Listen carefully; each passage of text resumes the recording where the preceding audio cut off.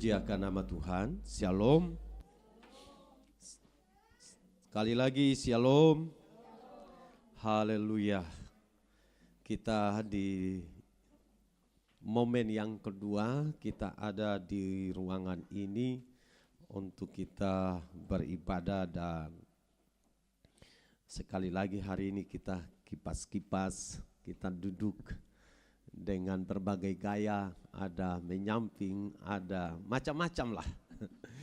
Nah, tapi saya sungguh merasakan Roh Kudus ada di tengah-tengah kita, dan karena itu mari kita tetap membuka hati tanpa memandang akan situasi yang sedang ada pada kesempatan ini, karena saya tahu Tuhan selalu ada di semua tempat. Nah, kita akan baca firman Tuhan untuk mempelajari kebenaran firman Allah dalam Injil Yohanes pasal yang ke-16. Kita akan baca ayat 1 sampai dengan ayat yang ke-15. Kita akan baca bersama-sama ayat-ayat ini. Injil Yohanes pasal yang ke-16 ayat yang ke-1 sampai ayat yang ke-15. Yang sudah dapat katakan amin. Oke. Mulai ayat yang pertama dengan perikop bertekun. Kita baca dalam hitungan ketiga. 1, 2. Kamu ingat bahwa aku telah mengatakannya kepadamu.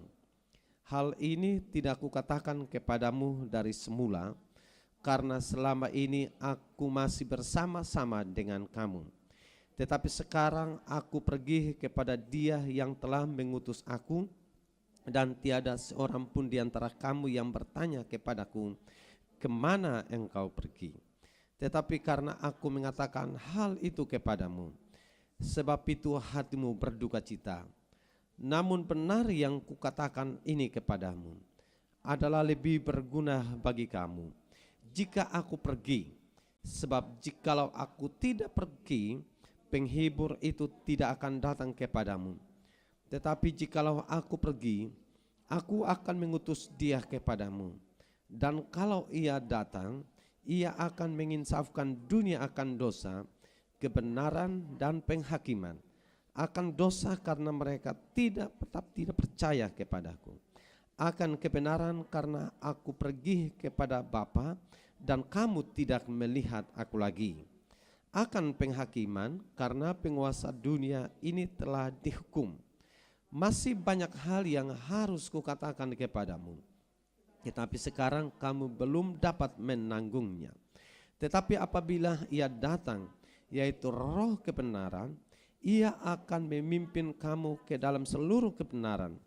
Sebab Ia tidak akan berkata-kata dari dirinya sendiri, tetapi segala sesuatu yang didengarnya, itulah yang akan dikatakannya, dan Ia akan memberitakan kepadamu hal-hal yang akan datang. Ia akan memuliakan aku, sebab Ia akan memberitakan kepadamu apa yang diterimanya daripada aku. Segala sesuatu yang Bapa punya adalah aku punya. Sebab itu aku berkata, Ia akan memberitakan kepadamu apa yang diterimanya daripadaku. Saudara yang dikasihi Tuhan, hari-hari ini kita sedang merayakan hari perayaan pencurahan Roh Kudus. Dan tentu perayaan ini menjadi perayaan tahunan yang selalu kita rayakan, dan saya sangat percaya bahwa dalam setiap perayaan-perayaan ada berkat-berkat spesial secara rohani menjadi bagian bagi setiap kita. Amin. Nah, berkat-berkat rohani ini dalam kehidupan kita sehari-hari ini sangat penting. Karena apa saudara? Karena berkat rohani akan mendorong atau menggiring kita untuk bisa kuat menjalani iman kita, atau bisa kuat menjalani semua pergumulan iman. Karena kalau kita tidak memiliki kekuatan rohani, maka kita tidak, saya bisa mengistilahkan kita tidak punya gizi yang baik. Dan kalau kita tidak punya gizi yang baik secara rohani, maka kita tidak akan bisa menjadi orang-orang yang diharapkan untuk bisa berdampak yang besar. Baik dalam kehidupan pribadi maupun kehidupan iman kita. Sehingga saya sekali lagi katakan betapa penting kita memiliki gizi rohani yang baik. Ibarat ada gizi yang kalau kemudian tidak baik, gizi buruk istilahnya, maka kita tidak akan menjalani pertumbuhan dengan baik. Nah sama, jangan sampai kita pun mengalami gizi buruk secara rohani. Nah, hari ini saya tidak bicara soal gizi, tapi mengingatkan kita bahwa perjalanan iman kita itu penting dan ibadah-ibadah perayaan pencurahan Roh Kudus ini penting karena itu akan menolong kita supaya gizi kita itu bertambah. Nah, dari teks ini saya ingin bicara tentang kualitas orang yang dipenuhi Roh Kudus. Kualitas orang yang dipenuhi Roh Kudus. Teks ini mengajarkan, mengingatkan kita semua bahwa kalau saudara perhatikan di ayat yang pertama, 2, sebuah penekanan supaya murid ini tetap tekun. Tapi di ayat-ayat selanjutnya bicara tentang janji di mana Roh Kudus akan dikirimkan sebagai penolong. Dia juga memiliki peran untuk menginsafkan dunia akan dosa. Dia memiliki peran-peran yang sangat penting supaya orang-orang percaya, khusus dalam teks ini sebenarnya Yesus menyampaikan pesan kepada murid-muridnya supaya murid-murid ini mereka benar-benar ingat sebelum Yesus akan terangkat ke surga. Dan dia menyampaikan pesan-pesan ini kepada murid-murid supaya mereka ingat bahwa akan ada masa di mana orang akan melakukan hal yang jahat tetapi dianggap mereka melakukan bakti bagi Allah. Akan ada masa di mana orang akan datang mengejar untuk membunuh dan itu menjadi kebanggaan bagi pribadi. Dan sebenarnya teks ini juga memberikan kepada kita kesan di era zaman ini. Orang melakukan kejahatan dan dianggap sebagai suatu kebanggaan. Bahkan orang tidak suka kalau ada kelompok-kelompok yang kemudian takut kepada Tuhan. Ada kelompok-kelompok yang ingin memuji, menyembah Tuhan. Ada kelompok-kelompok yang kemudian ingin menyembah raja di atas segala raja. Ada kelompok-kelompok yang kemudian ingin hidupnya menyenangkan Tuhan dan itu menjadi ancaman. Dan terkesan sebuah kebanggaan kalau yang dilakukan kejahatan. Dan praktek-praktek ini sedang terus terjadi di negeri kita. Dalam bangsa ini. Ada kelompok-kelompok yang tidak suka kalau ada yang hidupnya baik. Seakan-akan ada ancaman. Padahal mereka ingin berbakti bagi Allah. Contoh ketika murid-murid atau pada waktu gereja mula-mula. Orang-orang begitu antusias mencari Tuhan.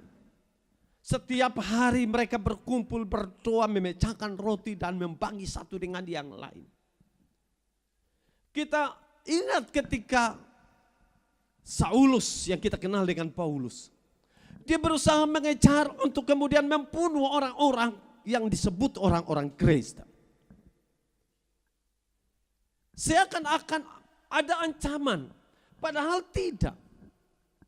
Namun saya yakin dan saya percaya bahwa tekanan itu membuat kita menjadi lebih dekat dengan Tuhan. Tekanan itu membuat kita ini semakin bergantung kepada Tuhan. Dan murid-murid pada waktu itu atau umat Tuhan, gereja mula-mula, mereka justru semakin bergantung kepada Tuhan. Maka hari Kamis sudah saya sampaikan bahwa kadang-kala kenyamanan itu ancaman.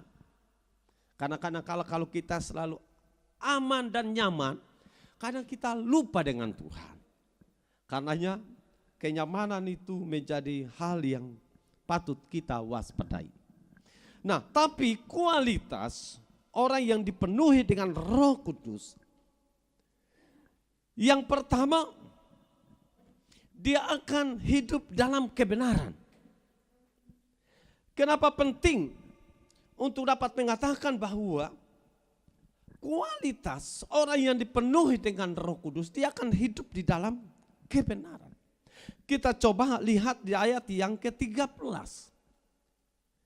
dalam Injil Yohanes ayat pasal 16 ayat 13. Apabila ia datang, yaitu Roh kebenaran, ia akan memimpin kamu ke dalam seluruh kebenaran. Di sana ada kata seluruh, bukan sebagian kebenaran, seluruh kebenaran. Seluruh kebenaran. Sebab ia tidak akan berkata-kata dari dirinya sendiri, tetapi segala sesuatu yang didengarnya itulah yang akan dikatakannya, dan ia akan memberitakan kepadamu hal-hal yang akan datang.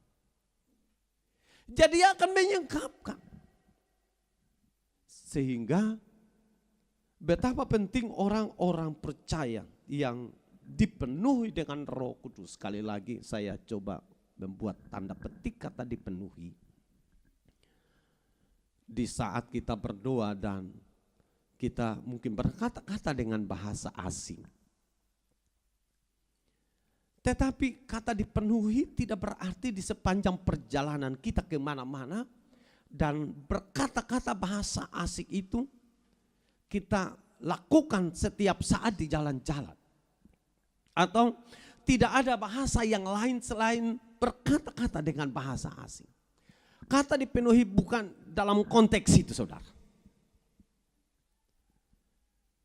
Tapi yang ingin saya sampaikan, kalau orang yang sudah dipenuhi dengan Roh Kudus, artinya pengalaman di mana dia mengalami pengalaman indah bersama dengan Roh Kudus, maka aktivitas yang dia jalani, kegiatan yang dia jalani, maka hidupnya itu dituntun oleh Roh Kudus. Dan kalau hidupnya dituntun dengan Roh Kudus, maka kebenaran akan menjadi bagian dalam perjalanan hidupnya. Apa maksudnya? Yaitu bahwa dia akan terus dituntun untuk melakukan bukan hal yang salah, tapi akan dituntun untuk melakukan hal yang benar. Kenapa penting melakukan hal yang benar? Karena itu bagian dari peran Roh Kudus bagi setiap orang. Peran Roh Kudus atas setiap pribadi untuk menuntut dalam seluruh kebenaran. Karena itu ketika saudara baca firman Allah dan saudara berdoa, Tuhan tolong supaya saya bisa mengerti firman Allah. Kenapa penting? Karena kadangkala ini dalam pengalaman, kadangkala kita baca firman Allah satu demi satu. Kesannya tidak apa-apa, biasa. Tapi ada bagian waktu ketika Roh Kudus penuhi saudara. Waktu saudara baca firman Allah, kata-kata firman itu begitu hidup dalam pribadi. Kadang-kadang bahkan saudara, ayat-ayat ini kita baca biasa. Tapi kenapa hari ini ketika saya baca, respon saya itu beda. Karena Roh Kudus menuntut saudara untuk mengerti kebenaran. Karenanya waktu saudara baca firman Tuhan, betapa penting saudara mengatakan, Tuhan tolong supaya saya bisa mengerti firman Allah. Karena Alkitab ini Sekalipun dia profesor sekalipun, tanpa Roh Kudus yang bisa tuntun dia tidak mengerti firman Allah.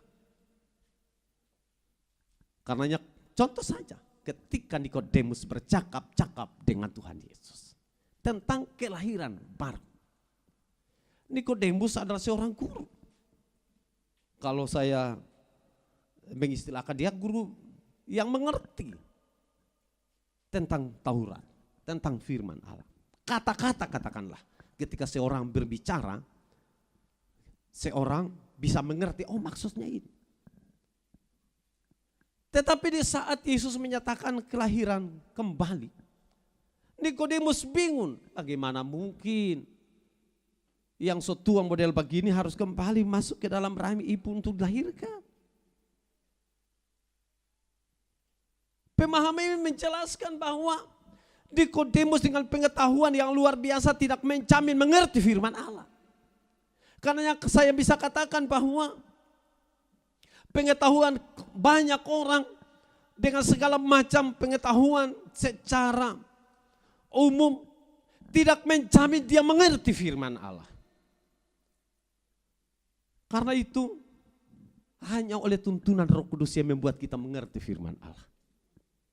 Dan orang yang siap untuk menerima bagaimana firman Allah berkata-kata kepada dirinya. Kalau orang tidak siap firman Allah berkata-kata kepada dirinya, firman itu tidak akan hidup di dalamnya.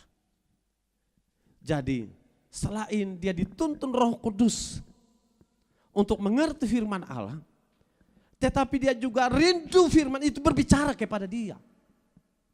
Karenanya dalam pengalaman ada orang yang coba untuk membanding-bandingkan firman atau kitab A, kitab B, dan dia ingin mendapatkan sesuatu dari sana. Maka kadang-kala dalam pengalaman orang yang bertobat, firman itu bicara kepada dirinya. Saya ingat Yusuf Roni, salah satu contoh. Firman itu bicara. Dia berusaha membakar dan segalanya. Dan menemukan firman Allah berbicara. Saya rindu firman itu bicara buat kita semua juga. Amin. Jadi bukan hanya sebatas kita mendengar firman Allah atau ketika firman itu disampaikan dan kemudian kita meresponinya. Tapi saya rindu di saat saudara ada di rumah dan saudara baca firman Allah dan firman itu bicara kepada saudara. Karena ini akan menolong kita dalam proses pertumbuhan iman kita, saudara. Dan kualitas orang yang dipenuhi dengan Roh Kudus, dia akan hidup di dalam kebenaran. Dan kebenaran itu penting buat gereja Tuhan, buat anak-anak Tuhan. Nah, sisi yang lain, saya tadi bicara dalam konteks kebenaran yang dimaksud adalah firman Allah.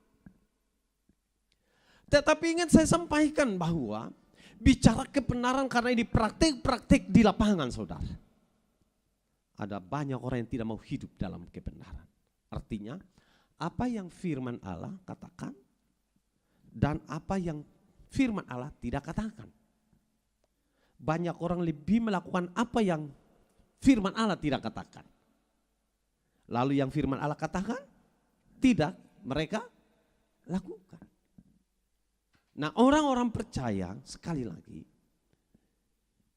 dituntut untuk hidup dalam kebenaran dan Roh Kudus memimpin kita ke dalam seluruh kebenaran.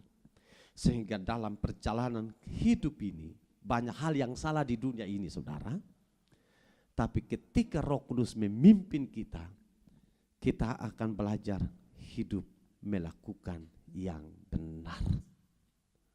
Yang kedua, kualitas orang yang hidup dipenuhi Roh Kudus. Yang kedua, dia akan selalu memuliakan Allah. Jadi yang pertama, dia akan hidup dalam kebenaran. Yang kedua, dia akan selalu memuliakan Allah. Menarik ketika kita sama-sama renungkan ayat ini. Di dalam ayat yang ke-14 Injil Yohanes, ia akan memuliakan Allah. Yohanes 16 ayat 14, ia akan memuliakan aku sebab ia akan memberitakan kepadamu apa yang diterimanya daripadaku. Saudara, bicara tentang kata memuliakan Allah, kita bisa bicara dari sikap. Kita bisa bicara dari kata-kata. Tetapi ingin juga saya sampaikan bahwa dalam Injil Matius pasal yang ke-15 ayat yang ke-8, ternyata praktik banyak orang, yaitu bahwa orang memuliakan hanya dengan sebatas bibirnya. Hatinya jauh dari Tuhan. Saya baca teks ini. Bangsa ini memuliakan aku dengan bibirnya, padahal hatinya jauh dari padaku. Banyak orang memuliakan Tuhan, tapi dengan bibir semata. Jiwa yang ingin menyembah Tuhan harus seluruhnya terkoneksi. Jiwa yang ingin menyembah Tuhan seluruhnya harus terkoneksi. Baik bibirnya, artinya suaranya, kata-katanya, kemudian hatinya harus terkoneksi. Bagaimana kalau tidak terkoneksi?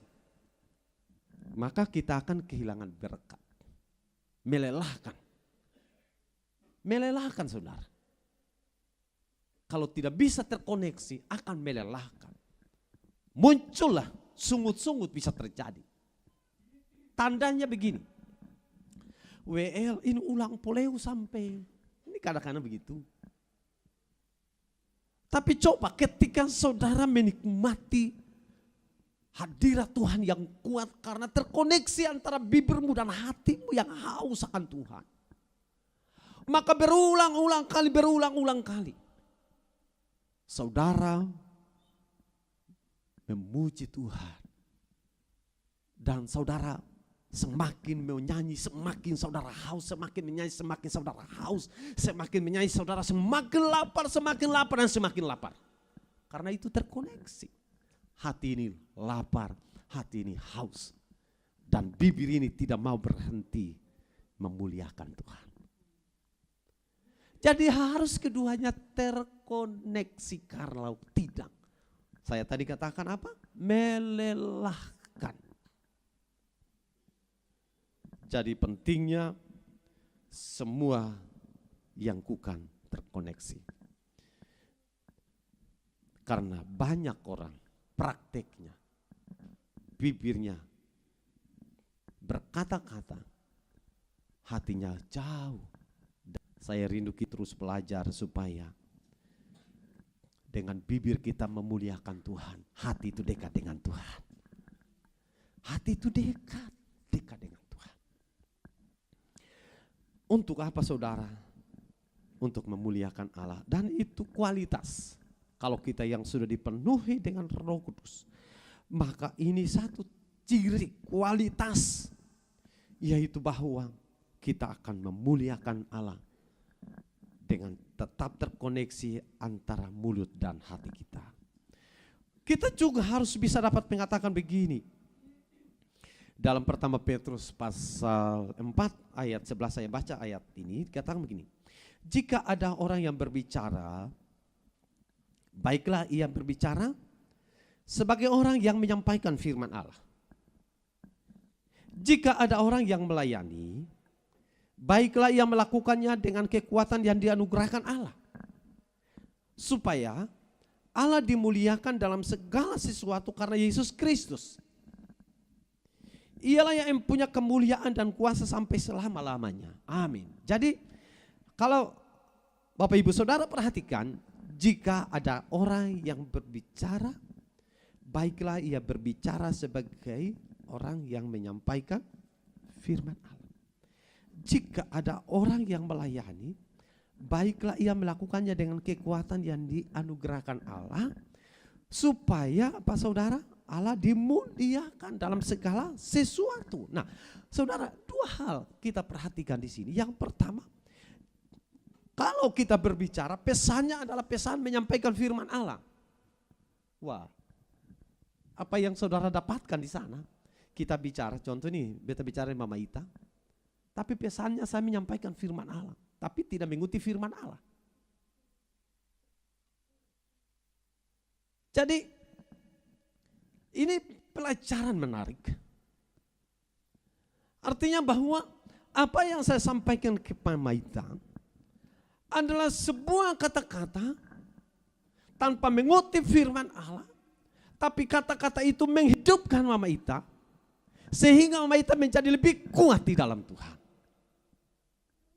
Jadi berbicara karena ini tidak mengutip bagaimana orang sedang berkhotbah. Tapi sekali lagi saya ingin bacakan bahwa jika ada orang yang berbicara, baiklah ia berbicara sebagai orang yang menyampaikan firman Allah. Jadi kata-kata kita diterima sebagai pesan firman Allah. Kata-kata kita disampaikan sebagai sebuah, kan firman Allah ini kan banyak tujuannya. Menegur, menyatakan kesalahan, memperbaiki kelakuan, mendidik orang dalam kebenaran. Jadi kata-kata kita apakah menegur ataukah menyatakan kesalahan ataukah mendidik orang dalam kebenaran, itu maksudnya.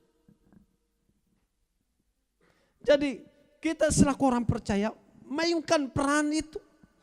Karena orang yang dipenuhi dengan Roh Kudus, kualitasnya dia akan menyampaikan setiap kata-kata sebagai kata-kata yang akan memuliakan Allah. Katakan amin. Kita juga melihat di sini, jika ada orang yang melayani, baiklah ia melakukannya dengan kekuatan yang dianugerahkan Allah. Jadi kalau kita bicara melayani dalam konteks pelayanan altar, dalam konteks pelayanan gereja, maka melayani Tuhan adalah kesempatan karena Tuhan memberikan kepada kita kekuatan. Karena kekuatan itu saya berulang kali katakan, kita ini punya kekuatan tidak akan stabilnya sama atau tetap stabil maksudnya. Dari tahun ini sampai 10 tahun kemudian, apakah kekuatan kita tetap stabil? Tidak. Saya datang di berapa 16 tahun yang lalu di sini. Yang lain masih anak-anak kecil. Yang lain yang sekarang ini sudah lansia masih bisa loncat pagar. Tapi hari ini kita sebenarnya ibadah di lantai 2 di atas. Pertimbangannya yang 16 tahun yang lalu saudara masih bisa naik turun tangga, masih lincah. Hari ini baru satu trap saja saudara mesti hela napas dulu. Dan bayangkan kalau sekitar 7-18 tangga sampai di atas, orang sudah selesai ibadah, saudara masih baru di tengah tangga. Makanya pilihannya sudahlah katong ibadah di ruangan bawah ini. Kekuatan kita tidak lagi sama. Selama kita masih kuat, mari kita layani Tuhan. Amin. Karena ada masa waktu itu kita tidak kuat lagi. Saya masih ingat salah seorang Oma Abah yang berulang kali kalau kita ke sana dan rasa lapar, rasa haus untuk mau ibadah kemana-mana, mau melayani. Tidak bisa lagi. 16 tahun yang lalu, 16 masih oke. Sekarang sudah saya bisa lagi. Jadi selama kita masih bisa ada sampai hari ini, kalau kita datang ibadah, mari kita beribadah kepada Tuhan. Karena akan masa waktu kalau Tuhan pelihara saudara, dan saudara masih umur panjang, saudara sudah tidak bisa kuat lagi datang kepada Tuhan. Saudara tidak menyesal lagi. Karena masa di mana saudara kuat, saudara sudah maksimal dengan Tuhan. Masa di mana engkau sudah tidak kuat, saudara mungkin akan mengatakan, Tuhan beta ini rindu, tapi beta pun fisik ini sesem bisa lagi Tuhan. Dan Tuhan mengatakan, beta mengerti. Sekalipun tidak mengatakannya, beta paham. Tapi kalau waktu masih kuat, kita tidak datang kepada Tuhan beribadah, tidak. Maka ketika sudah lanjut usia dan mengatakan, Tuhan beta mau ingin datang kepada Tuhan, tapi beta pun fisik. Lalu Tuhan mengatakan, andaikan saya adalah Tuhan, saya mengatakan, lah memang benar kuat saya yang datang, apalagi waktu sebegini.